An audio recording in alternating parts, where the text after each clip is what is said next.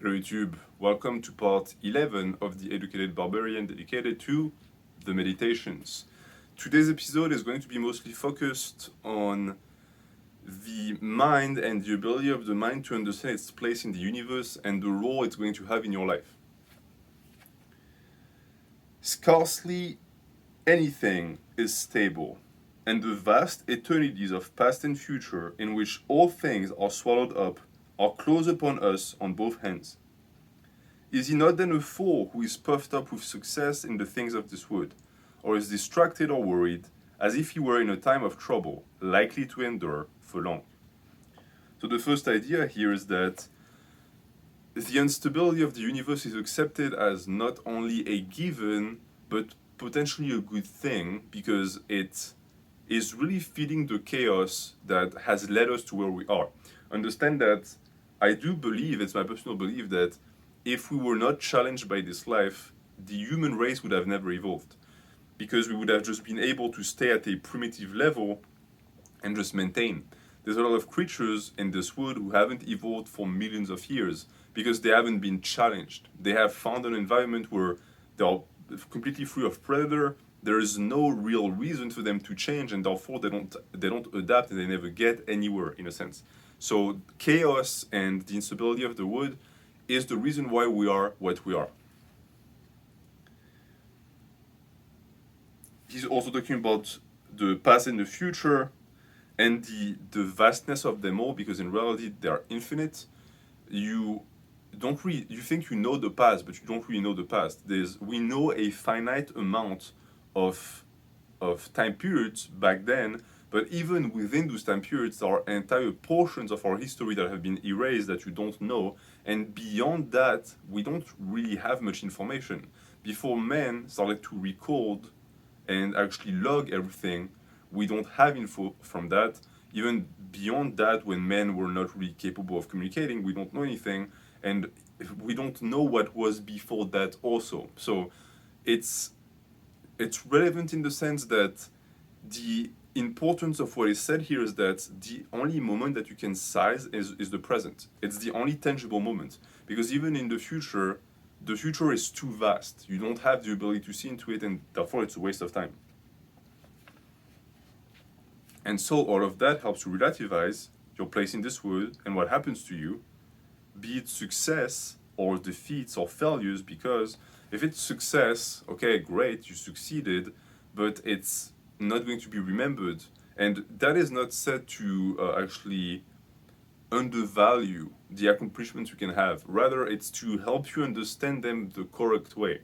Instead of thinking, okay, my name got out there and I'm going to get money and resources, think, did I have a positive impact on my community, on the society around me? That is what is worth it, because you might not be remembered when you do that, but you will still have a strong impact, whereas you could be remembered and not have an impact at all. And the former is, of course, preferable. And I think the best application for that is trouble, because when you suffer, you have a tendency, and I say you, me as well, you have a tendency to focus on yourself. And when you focus on yourself, time slows down, and you perceive this suffering as being much longer than it truly is. If you were able to take a step back and objectively assess it, you didn't suffer for long, because we don't have that capacity. We always want to be out of situations that cause us a lot of stress or pain, and so we always find ways to extirpate ourselves, be it via solution making or any type of really escape that we can find. But the issue is that you'll find that what really has been hurting you in that moment is not really the problem at hand, it's the way you received it. You focused on it so much that it consumed your thoughts, and you're the one who hurt yourself. It's not the event. In reality, the event was nothing. And you can see that if you accept the fact that in reality, the time you're going to spend dealing with that problem is nothing in the long run. It's going to give you some detachment from the issue. Keep in mind, the universe of being in which your part is exceedingly small. The universe of time of which a brief and fleeting moment is assigned to you also is. The destiny of things also is infinitesimally small. So it's already been said pretty much like 15 times, and as I said, Marcus Aurelius tends to repeat himself a lot, But I've always found that with him, he sort of scopes down. So he starts with a really big idea, and then he moves and he narrows it down, and you get to see and zoom in on some small details. The one thing I like about this is the idea that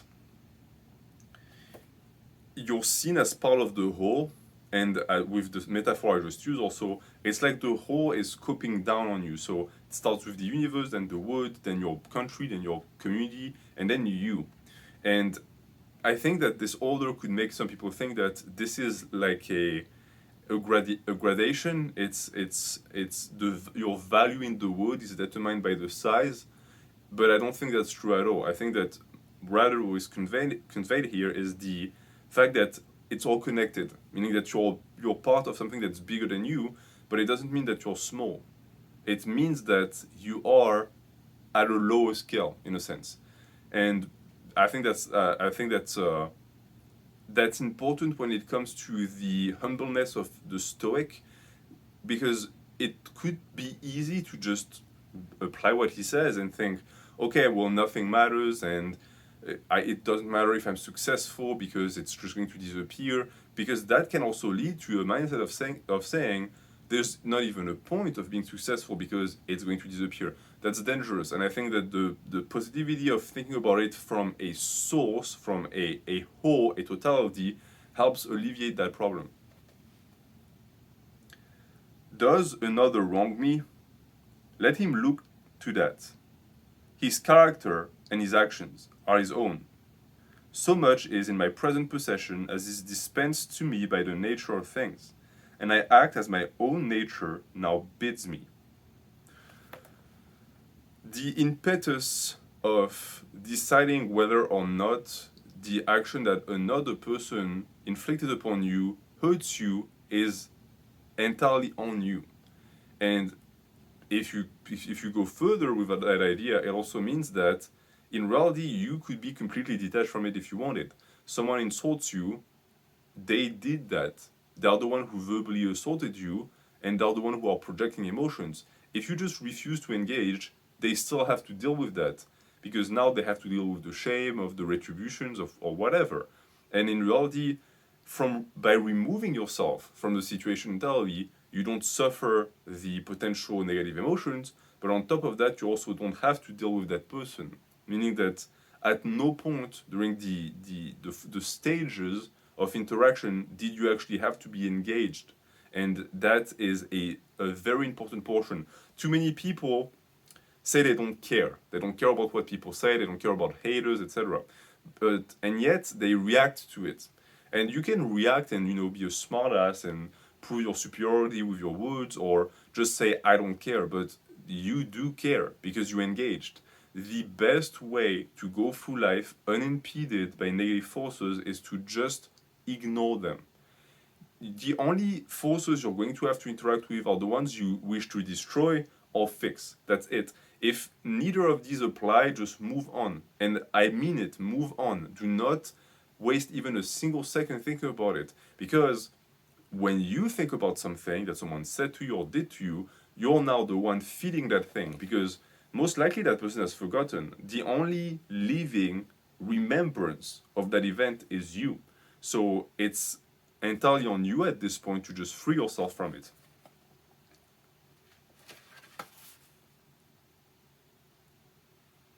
Let the leading and ruling part of your soul stand unmoved by the stirrings of the flesh, whether gentle or rude. Let it not commingle with them, but keep itself apart, and confine these passions to their proper bodily parts. And if they rise into the soul by any sympathy with the body to which it is united, then we must not attempt to resist the sensation, seeing that it is of our nature. But let not the soul, for its part, add to the conception that the sensation is good or bad. Okay, a lot to unpack here, because the first portion was touched upon. You have to, even though there are the two different sides of a whole, the body and the spirit, in which case he calls it the soul, the ruling part of the soul, and the flesh,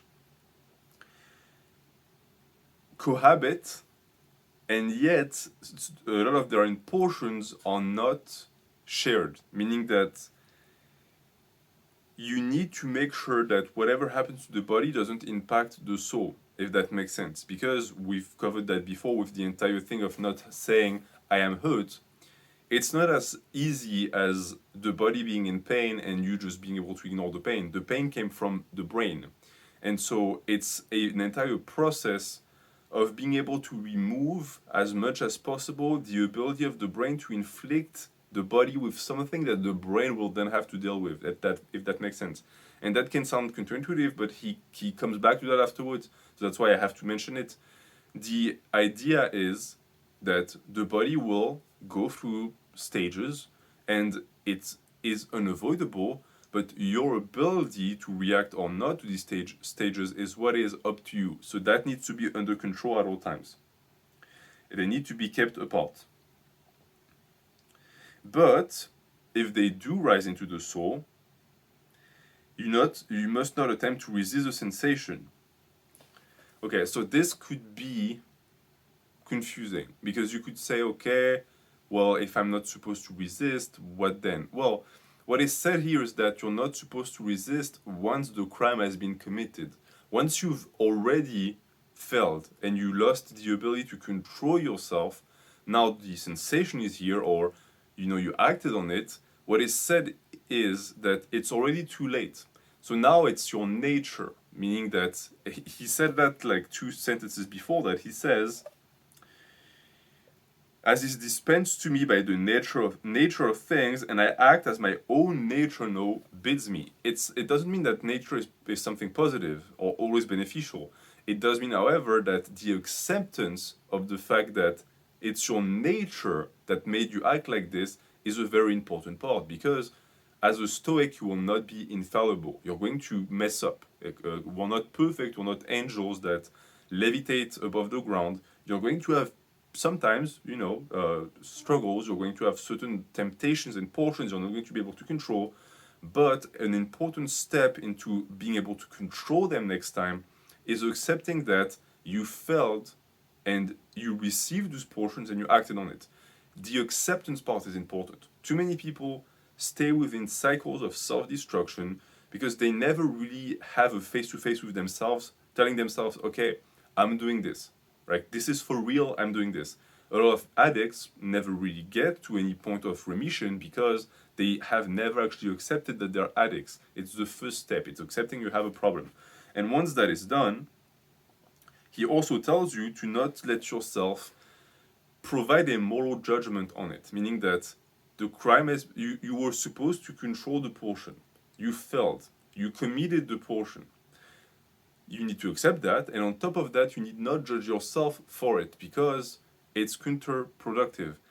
You did something you know you shouldn't do. That's all there is to it. You don't need to tell yourself, oh, I'm a bad person, because this is going to lead to more of a repetitive cycle of mayhem. You're going to think that you're doing the right thing by self-flagellating yourself and telling yourself that this thing was morally bad, but in reality, you're frustrating the self and you're creating something that is just going to lead to a repetition. And it also goes for something that is good, because that goes without saying. Of course, if you do it, if you just let your portions completely run you over and then you say, oh, that was actually quite nice, well, then you're not a Stoic anymore. You just left the path completely. So there needs to be an assessment, but never a judgment of value, in a sense. Are you angry with one whose armpits smell, or whose breath is foul? What is the use? His mouth or his armpits are so, and the consequence must follow. But you say, man is a reasonable being, and could by attention discern in what he offends. Very well, you too have reason. Use your reason to move his. Instruct, admonish him. If he listens, you will cure him, and there will be no reason for anger. You are neither actor nor harlot. Okay, very important, sort of connected with what we already said here. So the portion is the anger, right? In this case. And what is said was, what Marcus Aurelius tells you to do is, don't accept that anger, because why are you angry? What is the point? Are you angry at the person because they smell? Well, what is that going to do? Nothing at all. Your anger is just going to be a negative force and something you're going to have to deal with in the moment. And worse than that, if you approach that person angry, you're going to just completely miss the point. You're not going to be able to help them, because that's what you should be doing. Help them. When you see someone who doesn't know what they're doing clearly and they're hurting themselves and others, don't immediately assume that they're doing that on purpose. The person who smells didn't wake up that day thinking, I want to smell. Maybe they don't smell themselves. They're nose blind. And therefore, you should extend the hand, nicely explain, and if they take the hand, great, you cured them. And if they didn't, you could be saying, okay, now get angry. Why? Still, why? What is the point? Just leave. You're not the person who lives in that smelly body. You're not the person who's going to offend individuals and strangers around them and potentially damage their ability to make connections. That's not you. You are kind enough to extend the hand and to try and be nice. It doesn't work, move on. That's what is being said here.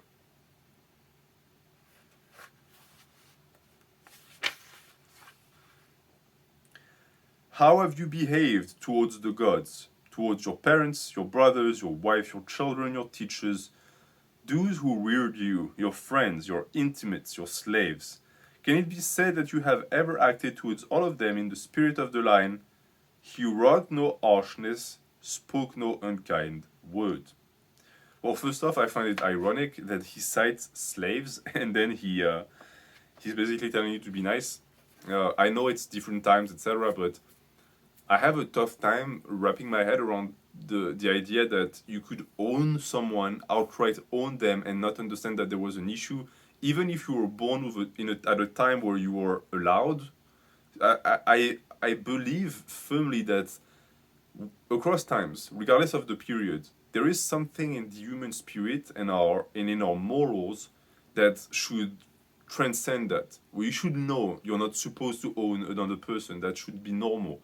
And yet, clearly, it wasn't, because even someone as wise and as advanced, in my opinion, for his time period as Marcus Aurelius, didn't seem to catch that. That it is sort of ironic and a little bit hypocritical to tell others to be nice and use kind words when you're going to just before that cite your slaves as potential candidates for that treatment. They're already slaves. I mean, you can call them sweetie and honey as much as you want. They do your binding. They don't get a payment. It's strange to reconcile the two. And I don't have much to say about that. I mean, I already don't agree with the statement, because I do think that being harsh has a place in this life, and that trying to always be the person who takes the high road leads to nothing but further damage, because people learn, and a lot of people have learned that there's no real consequences to what they do, so they continue, and the only way to stop them is to give them consequences, and to do that you need to be harsh. And as far as unkind words go, I mean, it's sort of in my culture. If you ever heard two French people argue, we say some pretty mean things and we say them with very harsh tones, but it's just the way we are. And I've always found that there's no such thing as an unkind word. It depends on who is receiving it. It depends on the intention, etc. So this is a miss for me. I just don't resonate with that at all. And I think we're going to stop here, because it is going to be the end of book 5, and then we're going to be able to start book 6 as we finish these last 2 pages. Thank you for watching. Have a good day.